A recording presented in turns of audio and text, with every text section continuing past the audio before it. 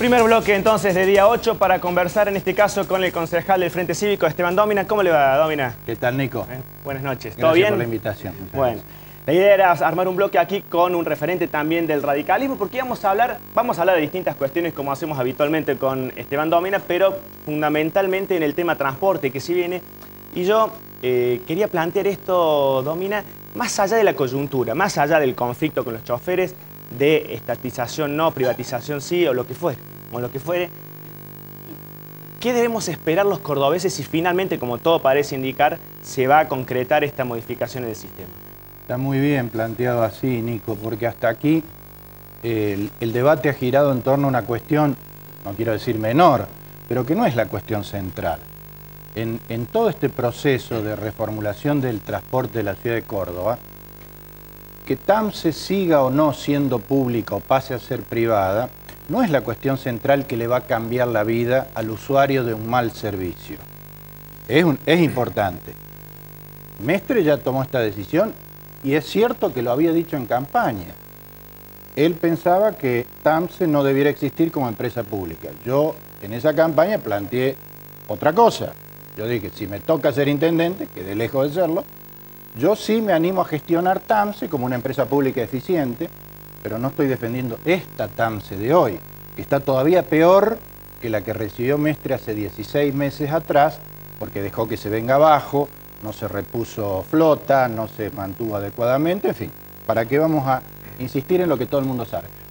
Por lo tanto, el eje del debate debiera ser si lo nuevo, lo que le espera al usuario, al vecino de Córdoba, cuando concluya este proceso de reformulación del sistema, va a ser mejor o peor que lo que tiene.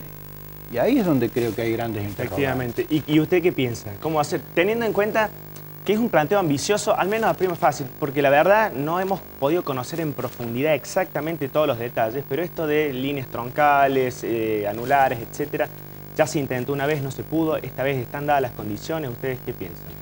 No podemos opinar acerca si el nuevo diseño va a ser mejor o peor que el actual, sencillamente porque no se conoce. Ese nuevo diseño debió haber estado plasmado en lo que en el marco regulatorio, la ordenanza de marco regulatorio de transporte se llama Plan Integral y Estratégico de Movilidad. Un título rimbombante, pero ¿qué es en esencia? Bueno, el diagrama de circulación del transporte urbano, donde quede claramente definido esto que decías, Nico, cuáles son esos corredores troncales, secundarios, anulares, circunvalares, selectivos, etcétera, etcétera. Nada de eso fue presentado pese a que la ordenanza establecía como plazo perentorio que debía venir al Consejo junto con los pliegos. Vinieron los pliegos, pero no el diagrama, el plan. Entonces se licita, se van consumando los hechos, los pasos que van a dar lugar a nuevos jugadores en el sistema, sin que el usuario sepa si lo que viene es mejor o peor. En ese sentido es prácticamente una cita ciega, porque no sabe si lo que viene va a ser mejor.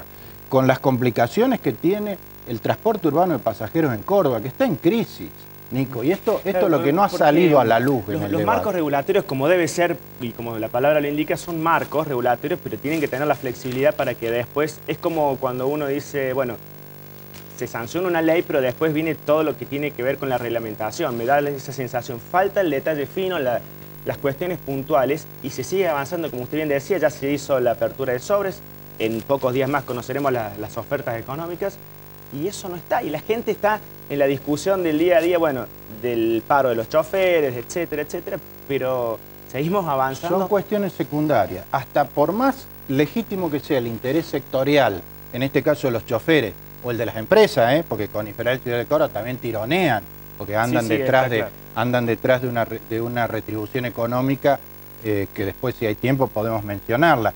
Pero me importa decir esto. El sistema de transporte urbano de pasajeros en Córdoba está en crisis. Está cortando, vendiendo, entre 500 y 550 mil boletos diarios, cuando hace un par de décadas pasaba el millón. O sea que hay un montón de gente, pese al crecimiento vegetativo de la población, que ha dejado de usar el transporte urbano. Por razones obvias, porque es malo, porque es caro, porque se llega tarde a todos lados. Entonces hay que reflotarlo. Este es el gran desafío. No olvidemos que Córdoba, una ciudad de la jerarquía y del rango de Córdoba, está totalmente condicionada a un solo sistema de transporte urbano, que es el transporte por vehículos automotores. No tenemos un sistema alternativo, es unimodal el transporte urbano de Córdoba. Y es un transporte unimodal que está perdiendo clientela. ¿A favor de quién, Nico? A favor del vehículo particular, de la moto, lo cual trae una enorme cantidad de problemas adicionales, contaminación, congestión. Entonces no es menor. Uno de los principales argumentos del oficialismo tiene que ver con el enorme déficit que está teniendo en la actualidad la actual TAMSE. Y que con la licitación de los corredores, de otro modo, bueno, el municipio dejaría de aportar todos los meses esa enorme cantidad de millones de pesos para mantenerlo. Sí, son más de 10 millones de pesos mensuales que el municipio le aporta a TAMSE. Yo lo dije al principio, TAMSE no es eficiente. Y agrego algo más a favor de Mestre, está en su derecho. Si él no se siente en condiciones, en capacidad, en voluntad, en convencimiento de gestionar una empresa pública, es mejor que la privatice desde ese punto de vista. Yo no lo hubiera hecho, pero le reconozco absolutamente el derecho de hacerlo. Pero tiene que hacerlo bien y tiene que hacerlo con la certeza de que quien se haga cargo va a mejorar las cosas. Fíjese que una de las tantas incertidumbres que rodean esta licitación, Nico, que está en marcha, es que se va a dividir la torta en 4. Hoy está dividida en 3. Esa torta que cada vez se achica más, que da el panorama de un sistema en remisión. Bueno, ahora se va a dividir en 4, con el ingreso de 2 jugadores nuevos. Pero no hay ningún parámetro objetivo, porque no está el diagrama del plan de movilidad, para establecer si va a ser sustentable. Y no es menor establecer si el sistema va a ser sustentable o no. La única forma de establecer si estas empresas van a tener sustentabilidad es viendo lo que se llama la relación pasajero-kilómetro, que es la que preside, la que gobierna el modelo económico que y usted me dice que estamos avanzando en la licitación y eso no está hecho, ese estudio no está hecho. No está, por lo tanto yo no sé qué oferta económica va a hacer esta gente si no puede tener a la vista, no puede calcular lo que se llama la relación pasajero-kilómetro, que es muy sencillo. ¿Por qué no la pueden calcular? Porque no pueden calcular cuáles son los recorridos, porque no están lisa y llanamente. Entonces se hace una apuesta. Así que las ofertas que hagan se hacen en base a los cortes, por ejemplo, de boleto actuales, la relación actual, que va a ser muy diferente, al menos como está planteado en la teoría, de lo que va a ser el próximo sistema. Claro, porque la privatización de TAMSE no va a ser la convencional, la venta de la empresa. TAMSE es una sociedad del Estado, entonces podría salir a la venta como tal, con su flota, con sus empleados, con su infraestructura, con sus computadoras. No. Lo que se hace es una privatización indirecta. ¿En qué sentido? Se pone a la licitación, a la venta, los recorridos, o sea, las rutas que hoy tiene TAMSE. Todo lo demás queda en TAMSE, salvo el personal que según una cláusula de los pliegos tiene que ser incorporado al nuevo sistema, y ahí hay ruido. Ese es el problema que tiene la UTA, porque está defendiendo una cuestión que ellos no les cierra, pero no es la cuestión del usuario. Al usuario lo que le interesa es si el nuevo sistema va a ser sustentable. ¿En qué sentido? No olvidemos que hoy el transporte es muy subsidio dependiente, y el subsidio está también en un mar de incertidumbre. Todo este problema que hubo los últimos días, que paralizó el transporte de larga distancia, que mañana, pasado mañana, tenga que salir la municipalidad a hacer un adelanto a cuenta de los subsidios. En lo que hace el transporte urbano, pero fíjese que el de larga distancia, con esas penosas postales de la gente durmiendo en el piso de las estaciones terminales de ómnibus, es a raíz de que el gobierno dijo no hay subsidio. Y esto bien puede pasar mañana con el transporte urbano. De hecho, ya está congelado. ¿A dónde quiero llegar? A que se está haciendo todo esto de un modo muy improvisado, sin atender a la cuestión de fondo, sin verificar y asegurarse que el modelo de transporte urbano sea sustentable en sí mismo y sea cada vez menos dependiente y no más dependiente del subsidio, con el gran desafío que tiene, que es recuperar el cliente, recuperar el usuario que se fue del sistema. Mirá, Nico, si este nuevo sistema no logra rápidamente volver a aquel millón de boletos diarios cortados, vamos a seguir con los mismos problemas y con un sistema deficiente, que esta vez en lugar de 3 son 4 las empresas que van a estar pidiendo todo el tiempo a la municipalidad, porque lo que está ocurriendo en los últimos tiempos es que los ajustes o los desajustes del sistema los termina poniendo plata a la municipalidad, como este absurdo de poner plata para pagarle el aumento salarial a los choferes de UTA, cuando en realidad esa partida ya estaba contemplada en el último aumento que llevó a 4,10 el boleto. Ahora, por lo que usted está planteando, Domina, me parece que no son meras objeciones administrativas, técnicas, tienen que ver con cuestiones de fondo. Por ejemplo, esto que plantea usted de la base para poder calcular las ofertas y todo lo que va a sustentar después el sistema. En ese marco, ¿cómo cree hacia dónde va esta licitación? ¿Usted cree que va a ser un fracaso? No sé si es muy fuerte calificarla de fracaso antes de que se haya completado, pero digo, claro. ¿Realmente vamos a tener complicaciones o usted cree que se van a poder ir salvando estas cuestiones? Es un salto al vacío, porque no hay nada que le dé garantía al usuario. Yo siempre, Nico, en esto me pongo en el lugar del usuario. Los choferes pueden tener su posición y su planteo, los empresarios lo suyo, pueden ser legítimos, pero lo que nosotros creo que debemos anteponer a todo eso es el interés general, el bien común, que es el derecho del usuario a tener un transporte digno. Eso no está asegurado.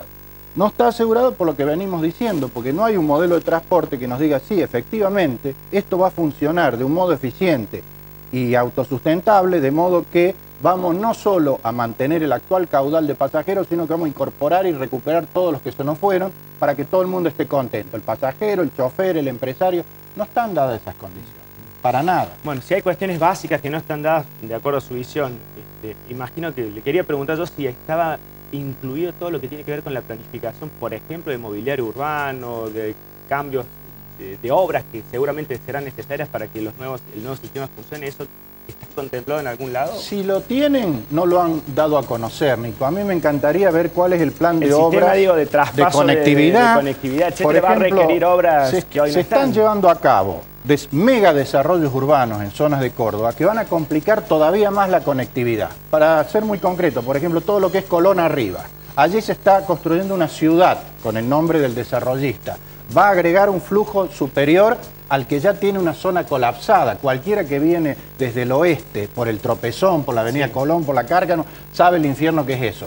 Si no vamos solucionando, lo doy como ejemplo, de eso se replica en un montón de lugares de Córdoba, porque se requieren obras. También es cierto que no le podemos culpar a Mestre de todas las obras que faltan, porque hace apenas 16 meses que está gestionando, pero faltan obras de toda naturaleza, no solo en materia de desagüe, de saneamiento ambiental, de lo que sea, sino en materia de conectividad para facilitar un sistema de transporte. Con el agravante que decíamos al principio, Nico, Córdoba no tiene un sistema alternativo, entonces cuando para la UTA, para la ciudad y deja pie a todo el mundo. Esto es muy dependiente, la hace a Córdoba muy vulnerable desde el punto de vista del transporte urbano. Por lo tanto, mejorarlo es una obligación de todos. Sí, eso está claro. Tómele la última antes de que se vaya. Recién usted lo mencionó, el tema de los subsidios. La queja es habitual y de distintos sectores que tienen que ver con los subsidios nacionales que de algún modo benefician más a las empresas en Buenos Aires que al interior del país. Digo, teniendo en cuenta esto y esto que venimos planteando, que acaba de plantear usted, ¿le parece que hay posibilidades de que haya nuevos aumentos del boleto? No, sería un escándalo. No como una cuestión de deseo. Se lo pregunto teniendo en cuenta esto que usted está planteando. Recordemos, Nico, en dos palabras. Que ya hemos tenido, que estamos ya pagando el boleto más caro, uno de los más caros de la Argentina. El más caro. Durante la gestión de Mestre hubo dos aumentos fuertes de boleto. Uno que lo llevó de 2,50 a 3,20, 28%, febrero del año pasado. Y otro que lo llevó de 3,20 a 4,10, enero de este año. Son dos golpes muy fuertes, casi el 60% acumulado en menos de un año, porque uno fue en febrero y el otro enero, o sea, al cabo de 11 meses, no resiste más. Además, la variable de ajuste no puede ser el bolsillo del usuario. Alguna vez hay que lograr un sistema que sea autosustentable y que funcione sobre base más sólida, que cada vez que hay que poner plata no haya que recurrir o al bolsillo del usuario, directa o indirectamente, ya sea por la vía del aumento del boleto o como se va a hacer ahora. Está claro que ninguno quiere, es decir, no estamos diciendo que sería fantástico un nuevo aumento. Le pregunto si en las actuales condiciones, porque uno, si tiene que empezar a regir a principios del año próximo y con todo esto, a lo mejor tenemos nuevo sistema y lo estrenamos con un pequeño retoque. Sería espantoso. Yo creo que Mestre está en un gran problema, Nico, porque él tiene un doble discurso en este sentido. Él ha dicho, sobre todo cuando se consolidó este segundo aumento a 4,10, que no iba a haber más subsidios para el transporte, que se acabaron los subsidios municipales. De hecho, no había un margen que se va, si se quiere, el sistema va resguardando para futuras cuestiones. Debiera, por ejemplo, para pagar este aumento. El sistema ya tiene la caja, porque a partir del 18 de enero, que rige el boleto a 4,10, se le autorizó a cobrar por adelantado el aumento que después dio, te dejo acá la nota firmada por Mestre, donde claramente dice que el aumento de 4,10 incluye, esta parte resaltada, el 22% de la paritaria de UTA. Sin embargo, ahora se le va a dar un anticipo financiero, o sea, un adelanto del adelanto. Es insólito.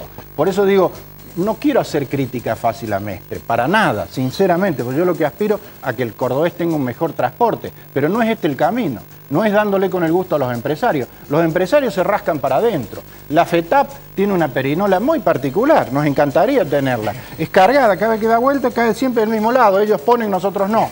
Entonces no se puede seguir jugando a la perinola con esa misma perinola, hay que cambiarla por otra. Está claro. Esteban Domino, muchas gracias por haber venido esta noche. Gracias, Nico. Nos vamos a una pausa y cuando regresemos nos metemos de lleno en el otro gran tema, si se quiere a nivel nacional, que estamos escuchando continuamente, que tiene que ver con esta reforma en la justicia.